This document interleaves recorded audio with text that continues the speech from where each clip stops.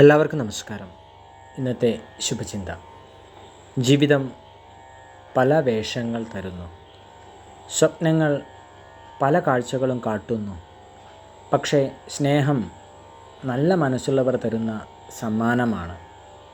ജീവിതത്തിൽ എന്ത് നേടി എന്ന് ചോദിക്കുന്നവരോട് ഉത്തരം പറയാനല്ല ജീവിതം, അത് സന്തോഷിച്ച് അനുഭവിക്കാനും ചോദ്യകർത്താവിന് കാണിച്ചു കൊടുക്കാനും തന്നെയാവണം.